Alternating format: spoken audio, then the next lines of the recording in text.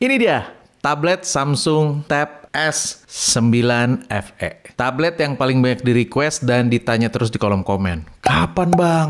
Review 9 FE. Berikutnya 9 FE bang. Dan seterusnya, banyak banget. Dan akhirnya ini dia review lengkap Samsung Tab S9 FE di mata ilustrator. Kembali di channel My Canvas with me Mike as always, and here we go.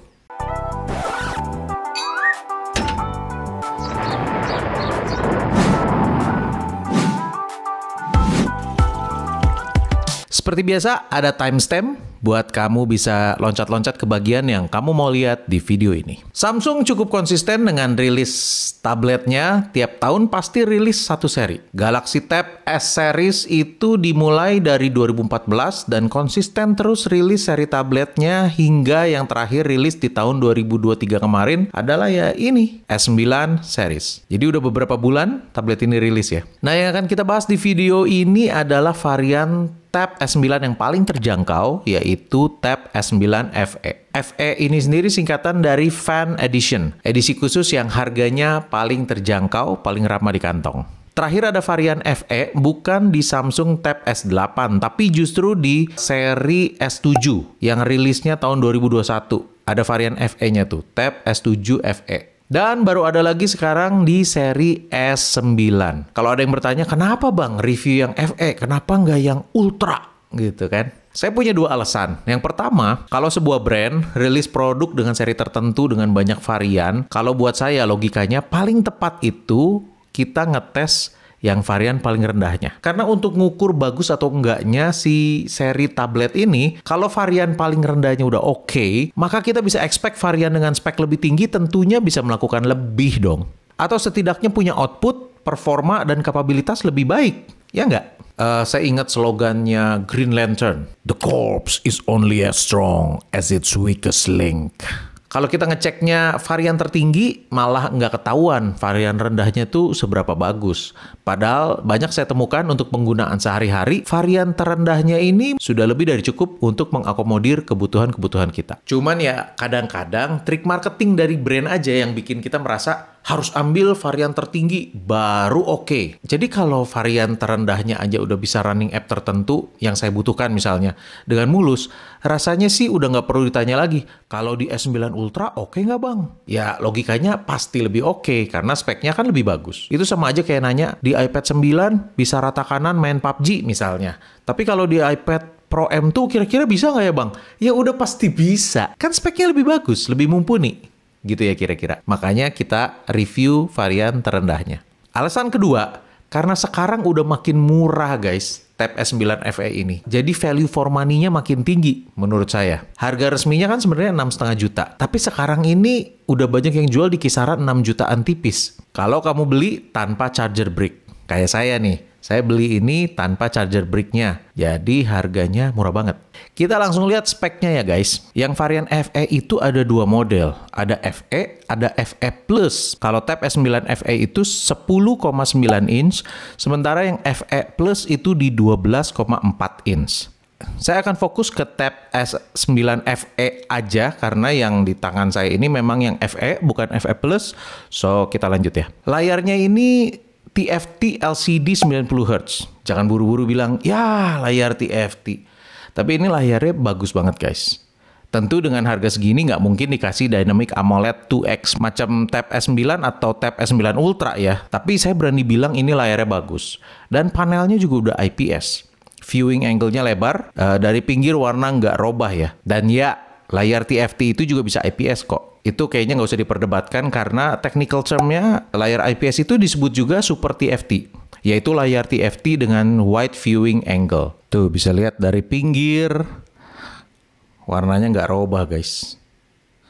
So yes, this is IPS panel. Resolusi layar Tab S9 FE ini di 2304 x 1440 pixel. WUXGA+. Dan hebatnya ini color gamutnya itu udah di IP3 dan juga sudah mengantongi sertifikasi SGS Low Blue Light EX. Jadi emang meskipun harga murah tetapi banyak fitur yang nggak bikin malu menyandang nama Tab S9. SoC-nya pakai bikinannya Samsung, yaitu Exynos 1380, fabrikasi 5 nanometer.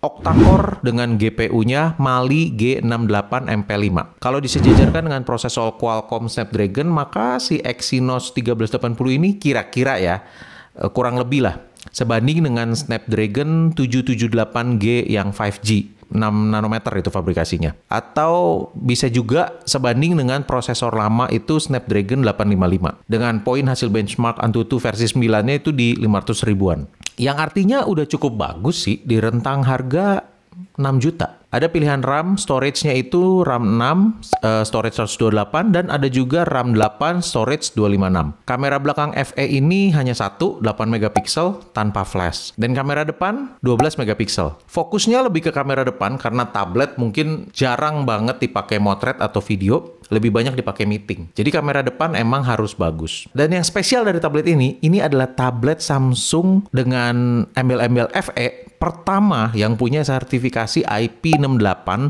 Dust and Water Resistant. Bahkan bisa dipakai di dalam air. Yes, 1,5 meter selama 30 menit. Tapi ya siapa juga mau pakai tablet dalam air. Dan dengan berjalan seiring waktu, ini ketahanan 1,5 meter 30 menit itu bakal berkurang guys. Tergantung pemakaian. Adanya fitur ini cuma ngasih ketenangan aja dalam hati kita. Ya kalau tablet ini kehujanan dalam tas, lumayan kan kita punya jaminan lah bahwa tabletnya nggak rusak gitu loh. Baterainya di 8000 mAh dengan charger brick 45 watt yang dijual terpisah. Makin kesini produsen kok nggak disertakan charger ya.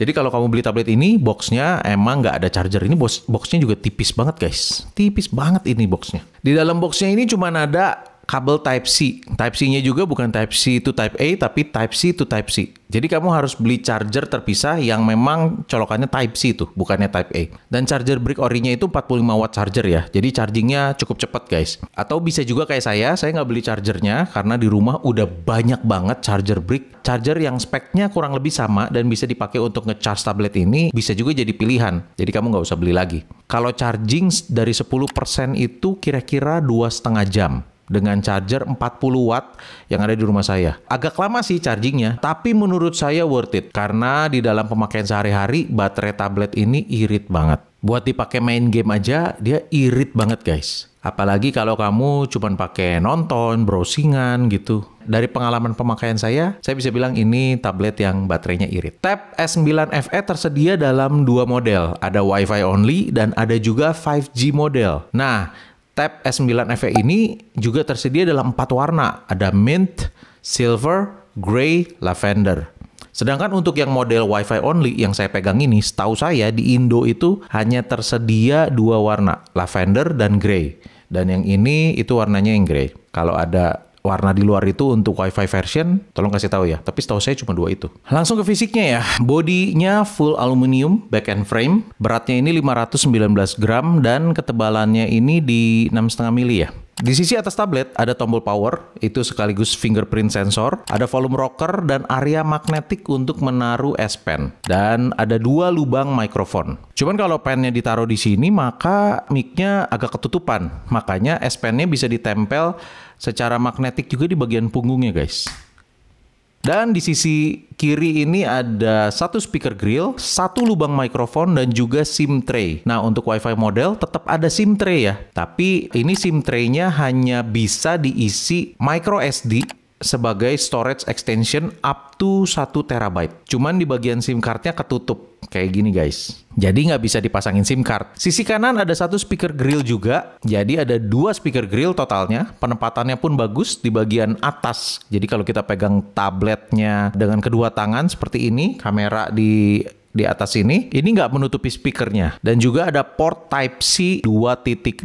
Ini sudah sangat proper untuk USB OTG, bisa untuk baca, tulis ke media penyimpanan eksternal, macam SSD, macam flash disk. Terus gimana soal mirroring layar dengan Type-C 2.0 ini bang?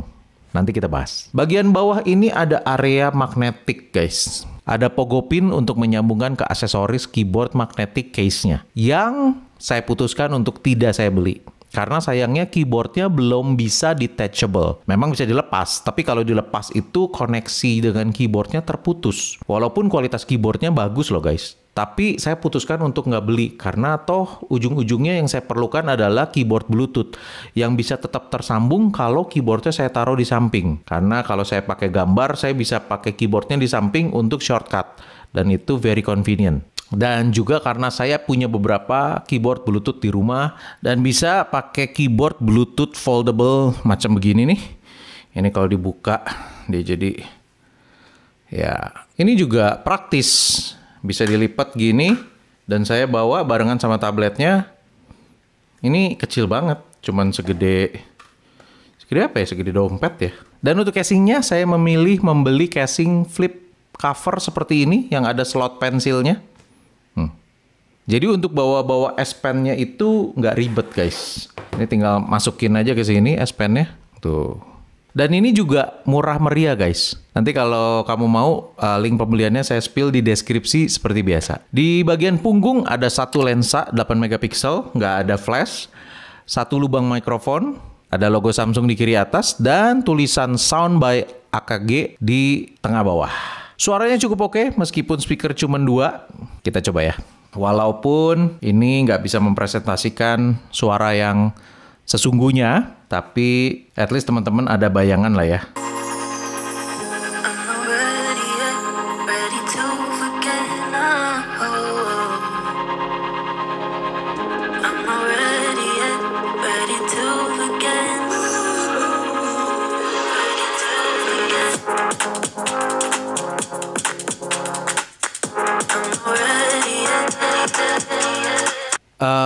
Karakter audionya itu masih di mid high ya. Middle-nya lebih kenceng sih. Kalau low frekuensinya memang agak tipis. Menurut saya ini kurang berbodi. Tapi untuk kebutuhan sehari-hari ini cukup banget. Dan kalau teman-teman merasa ini kayaknya kurang nih audionya, ya tinggal pasang TWS aja. Karena memang sudah tidak ada lagi audio jack port 3,5 mili di tablet ini. Dan di bodinya nih, kalau teman-teman perhatiin ini ada aksen-aksen di bodinya tuh kayak garis-garis di pinggir kiri dan pinggir kanan. Itu tuh setahu saya adalah antena untuk memperkuat sinyal. Kalau versi Wi-Fi only ya kayaknya memperkuat sinyal Wi-Fi ya. Dan desain antena seperti ini pertama kali dipatenkan oleh Apple. Dipakai di iPhone 4, 4S kalau nggak salah ya, dari zaman-zaman itulah. Sejak saat itu banyak digunakan di smartphone atau di tablet dan dipakai juga di tablet ini. Ini build quality-nya bagus banget, sangat solid, sangat premium, cakep sih guys, love it. Dan kalau kita lihat bagian depan, ini bagian sisi atas ini ada kamera 12 megapiksel wide lens. Nah sekarang kita cek kameranya yuk, bagaimana kamera Samsung Tab S9 FE ini performanya.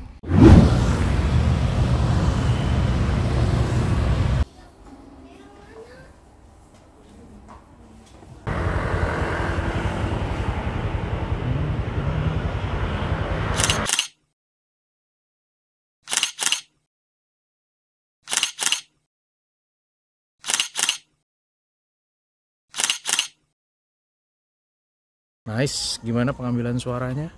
Mikrofonnya ada 2. Lebar banget untuk videonya. Kalau foto dia crop factornya lebih besar, tapi untuk video ini wide banget. Salah satu kamera depan terbaik yang pernah saya lihat di sebuah tablet murah, mid range lah ya, dengan harga ya 6 jutaan. 12 megapiksel kamera depan Samsung Tab S9 FE.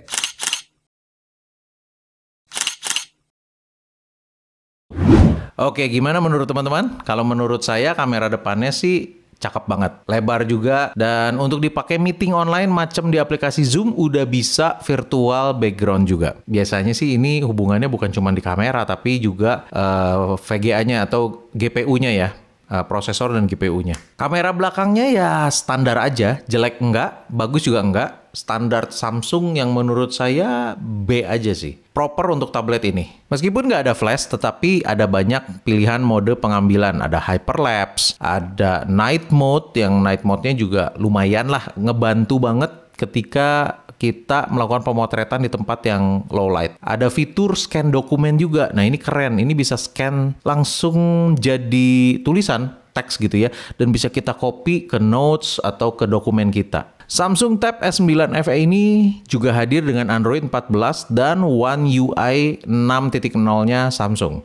Oh ya, tablet ini datang dengan pre-installed 3 aplikasi bagus. Ada LumaFusion, ada GoodNotes, dan ada Clip Studio Paint. Nah, kalau LumaFusion ini saya nggak tahu apakah memang semua pengguna dapat for free. Soalnya saya emang pernah beli guys di Galaxy Store-nya Samsung pakai Samsung account saya. Tapi rasanya sih ini free ya. Soalnya ketika di awal itu udah ada di dalam satu folder, Galaxy Pics nama foldernya, itu bukan saya yang bikin, tapi memang bawaannya pre-installed. Dan ada ketiga ini, ada LumaFusion, ada GoodNotes, dan ada Clip Studio Paint. Dan kalau emang dapat gratis ya asik sih. Sekarang harganya kalau LumaFusion itu $30.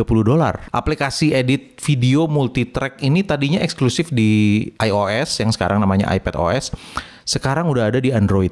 Dan dapat free pula dengan membeli tablet ini. Wow! Untuk aplikasi GoodNotes kita dapat free 1 tahun. Sistemnya GoodNotes itu dia berlangganan per tahun $7. Dan lumayan sih ya kalau dapat free setahun. Dan itu adalah aplikasi note taking yang bagus banget, cuman ya harus berlangganan. Sedangkan CSP kita dapat gratis 6 bulan. Bener-bener dapat gratis 6 bulan asal register pakai akun baru ya. Pengguna baru lah istilahnya. Bahkan dapat gratisannya ini tanpa masukin payment method. Jadi saya nggak masukin kartu kredit, nggak masukin sistem pembayaran lah ya. Jadi lumayan banget beli tablet ini dapat aplikasi-aplikasi bagus dan langsung bisa dipakai. Nah, sekarang kita lihat gimana performa ngegamingnya yuk. Genshin Impact kalau settingan low dan FPS mentok di 30 tentu lancar. Cuman kalau kita up pilihan FPS-nya ke 45 atau 60 pun bisa. Dengan catatan kalau mau smooth biarkan settingan grafisnya di low. Sangat playable dan ketika battle penurunan FPS-nya bisa dilihat sendiri. Ini masih masuk kategori sangat layak untuk dimainkan. Kecuali kamu hardcore gamer yang pengen FPS tinggi dan kualitas grafik paling bagus, ya tablet ini mungkin nggak cocok. Di game Arena Breakout, FPS-nya stabil di 40 frame per second dan hampir nggak ada penurunan signifikan. Suhu pun nggak ada kenaikan ekstrim, jadi untuk nge-game lama-lama cukup betah pakai tablet ini. Di PUBG dengan settingan HD, frame rate-nya high, tentunya FPS-nya nggak dapat 60 tapi di 30-an dan cukup stabil. Ada gyro juga kalau kamu tipe main PUBG-nya pakai gyroscope. Di sini bisa juga. Untuk game One Punch Man World itu FPS stabil di 30-an. Kadang turun tapi ya cepat naik lagi dan berjalannya cukup mulus. Sangat playable kalau menurut saya. Pas jalan-jalan di kota itu agak berat karena banyak banget objek, tapi overall masih playable. Untuk entertainment lainnya seperti Netflix juga ideal buat ditonton di sini. Sudah widefine L1, jadi bisa menampilkan konten Full HD juga. Nah, sekarang kita masuk ke kebutuhan mirroring. Ini yang paling ditanyakan banyak orang. Gimana nih bang, port Type-C 2.0-nya nggak bisa dipakai mirroring bang? Banyak banget yang udah beli tablet ini dan kesulitan untuk mirroring. Nggak support MHL? Ya memang, kalau Type-C 2.0 itu nggak support MHL. Saya udah pernah bahas tentang MHL di video ini. Nah, nanti kamu bisa cek video ini di deskripsi, bakal saya taruh juga. Dan banyak yang minta saya, bang cobain bang, bisa nggak mirroring pakai kabel gitu ya. Setelah saya coba, yes, emang nggak bisa guys. Saya belum coba semua kabel yang ada, tapi saya coba pakai kabel PX MHA 30C, which is kabel ini udah saya coba di banyak sekali tablet, bahkan kayak tablet-tablet murah, Redmi Pad SE, Advan, itu bisa. Karena mereka kan sama-sama Type-C-nya masih 2.0 ya. Bahkan harganya jauh lebih murah gitu. Yang saya temukan nggak bisa pakai kabel itu baru di MatePad 11,5 keluaran Huawei sama di Samsung Tab S9 FE ini. Tapi nggak berhenti sampai di situ. Kalau emang nggak bisa mirroring dengan cara kabel, tentunya tablet ini masih punya cara untuk bisa menampilkan ke layar yang lebih besar. Jangan terlalu fokus sama Type-C-nya yang masih 2.0. Tablet ini Wi-Fi-nya sudah Wi-Fi 6 guys. 802.11 sudah AX belakangnya, artinya sudah Wi-Fi 6. Dual band pula ini bisa beroperasi di 2,4 GHz dan 5 GHz. Kenapa kita nggak memanfaatkan teknologi Wi-Fi-nya yang udah bagus ini? Jadi untuk mirroring ada cara lain dengan cara mirroring near kabel. Kalau untuk ke Smart TV, Smart Monitor, Smart Projector, biasanya sih udah nggak ada masalah. Bisa langsung mirroring dengan sangat gampang. Tinggal kamu tarik kontrol panel dan cari paling kiri bawah ada Smart View. Nah, kamu klik itu di situ Smart View, dia akan langsung cari Smart TV di jaringan yang sama, dan ketika muncul kita bisa mirroring dengan sangat mudah.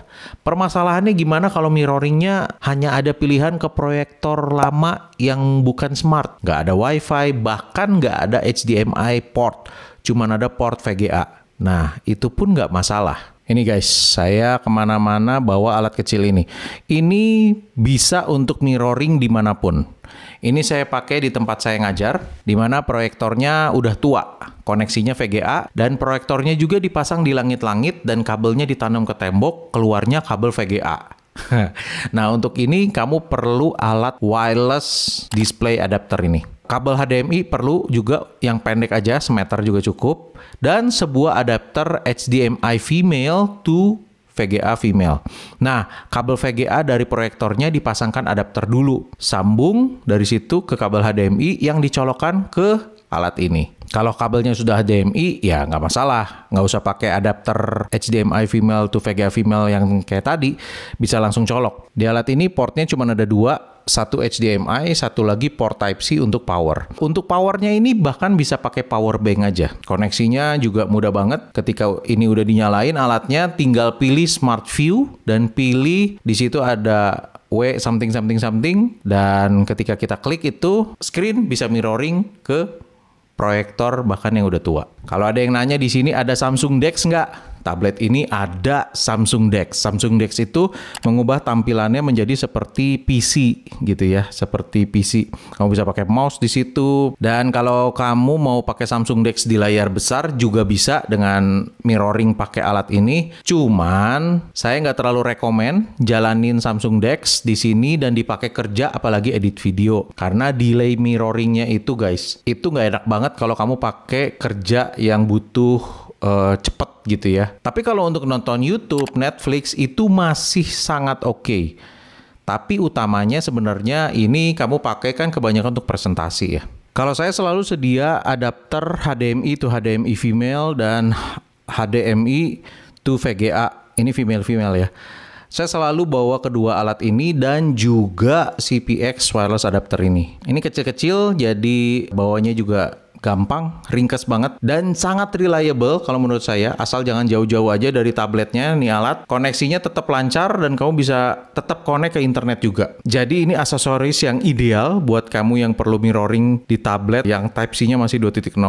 Yang mau di-spill, beli di mana? Nanti cek di deskripsi. Semua aksesoris yang saya sebutin ini, semoga bisa membantu kamu, itu akan ada di deskripsi. Banyak banget yang nanya, bisa dipakai kuliah nggak bang? Bisa dipakai kerja nggak bang? Ya tentu bisa. Kalau untuk aplikasi-aplikasi Office, kamu ya bisa pakai WPS Office atau Google Docs. Memang nggak ada WPS PC level seperti di tablet-tablet MatePad, tapi ini cukup untuk kerjaan Office ringan, baca data, dan lain sebagainya. Rasanya sih oke. Sebelum bahas drawing experience-nya, kita akan bahas S Pen-nya dulu. S Pen-nya itu bentuknya melingkar, rata di satu bagian, itu bagian magnetiknya juga. Hanya ada satu tombol di bodi S Pen-nya. Pen tip-nya pointy dan kecil, dan di kemasan tidak ada spare tip. Saya tuh selalu punya love and hate relationship sama S Pen.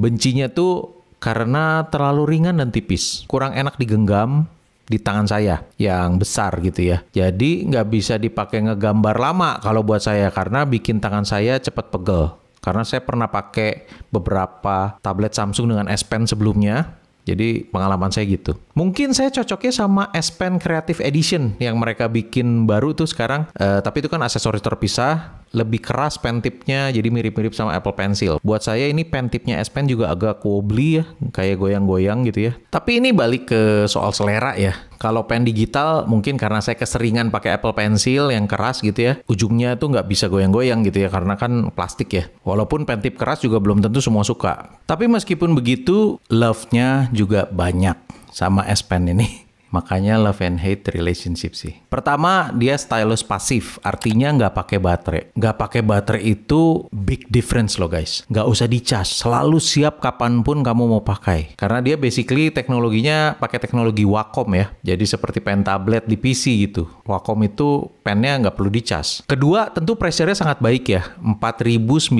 level dan palm rejection-nya juga sangat baik. Dan juga pennya ini didesain dengan kemampuan note taking yang serius banget. Saya bahas dulu ya. Samsung Note-nya ini bagus banget guys. Kadang-kadang aplikasi macam begini suka overlook atau nggak terlalu dipandang, nggak terlalu diperhitungkan. Tapi sebenarnya semua aplikasi Notes bawaannya brand ya, Samsung, Huawei, Apple gitu ya, mereka semua bikin aplikasi note taking. Aplikasi-aplikasi Note itu aplikasi yang sangat optimize karena brandnya sendiri yang bikin dan punya performa yang sangat bagus, termasuk Samsung Notes ini. Menurut saya, sejauh saya pakai aplikasi Notes di beberapa tablet yang punya aplikasi Notes-nya sendiri, saya paling suka Samsung Notes. Baca PDF bisa dicoret-coret juga, bisa untuk kasih tanda tangan di dokumen PDF atau coret-coret memo gitu ya. Selain itu fiturnya juga cukup lengkap ya di aplikasi Samsung Notes ini. Ada handwriting to text dan handwriting recognition-nya juga ada bahasa Indonesia guys. Mantep kan? Selain itu juga ada auto shape, kalau kita bikin lingkaran atau segitiga dengan pen, itu tinggal hold, nanti otomatis jadi shape yang bentuknya bagus gitu ya, yang rata gitu ya. Highlighternya juga otomatis ada di belakang goresan pen lain. Tulisan tangan bisa diganti warna setelah ditulis dan erasernya juga bisa hapus goresan atau hapusnya per area. Menurut saya sih ini advance banget gitu loh. Jelas better dari Notes-nya iPad yang saya sebenarnya udah pakai lebih dari 8 tahun. Nggak sebagus ini menurut saya. Dan fitur terbaiknya tahu nggak apa? Suara goresan di atas kertas ketika kita nulis. Dan suara goresan ini nggak berpengaruh dari volume audio. Jadi kalau volume audionya dimatiin pun, suara goresannya tetap ada. Pelan, tapi satisfying banget. Fitur ini saya suka banget ya. Jadi meskipun layarnya bukan tipe anti-glare bertekstur kertas kayak Paperlike gitu ya. Ketika nulis di Samsung Notes ini berasanya kayak di atas kertas. Karena ada suara itu loh. Ini jenius ya. Kayaknya Samsung tuh lagi meeting, gimana supaya kita ada sensasi menulis di atas kertas. Terus ada yang nyeletuk, kasih suara goresan di atas kertas aja. Dan mereka bikin.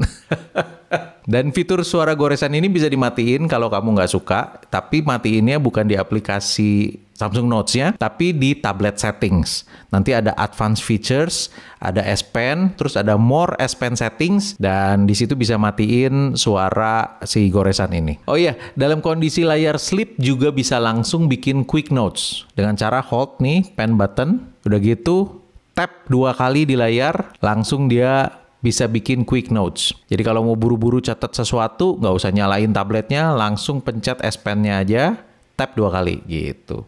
Jadi S Pen ini bukan cuma input device buat nulis atau gambar aja, tapi fungsinya lebih luas dari itu, karena ini terintegrasi dengan berbagai banyak fitur yang ada di dalam tablet ini.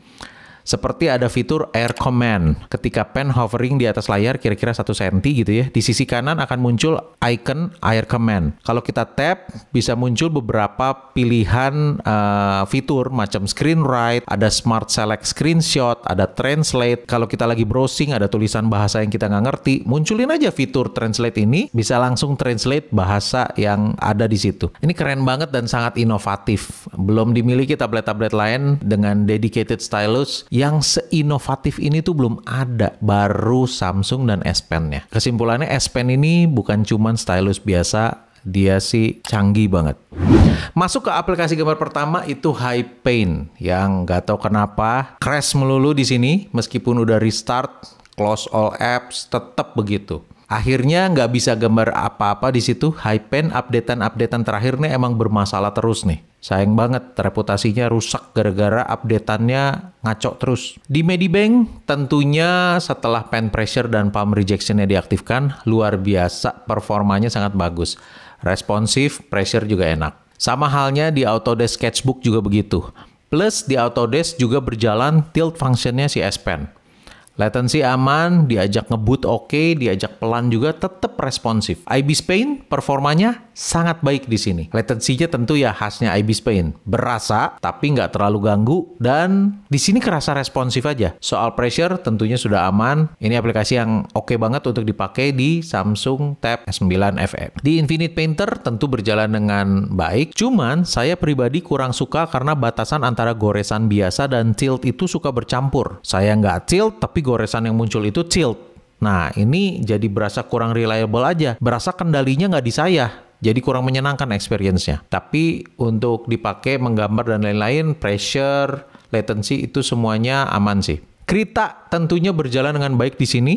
Pressure semuanya oke, goresan aman, apalagi dengan pop-up menunya yang sangat membantu. Oh iya, kalau kamu masuk ke menu setting, configure Krita, pilihan paling bawah itu ada S Pen Actions. Harusnya bisa mengkostumisasi S Pen kita, tetapi di situ ada tulisan device yang supportednya Note 9, 10, dan S6 devices. Lah, kok ini device-device lama malah yang disupport. Kenapa S8, S9 series nggak ada di sini? Kayaknya perlu diperbaiki deh di update berikutnya. Karena sebetulnya performanya cukup baik. Krita di aplikasi ini dipakai ngegambar, cukup menyenangkan, dan pressure semuanya berjalan dengan sangat baik. Oke, aplikasi yang terakhir tentu saja CSP. Aplikasi ini memang pertama kali muncul di Android itu rilisnya barengan sama event Samsung. Launching tablet S7 saat itu kalau nggak salah. Tahun 2021. Bahkan nama acaranya pun Clip Studio Paint for Galaxy. Dan sejak itu CSP tersedia di Galaxy Store, application store-nya Samsung, dan juga di Google Play. Dan sebuah langkah tepat buat CSP rilis di Android,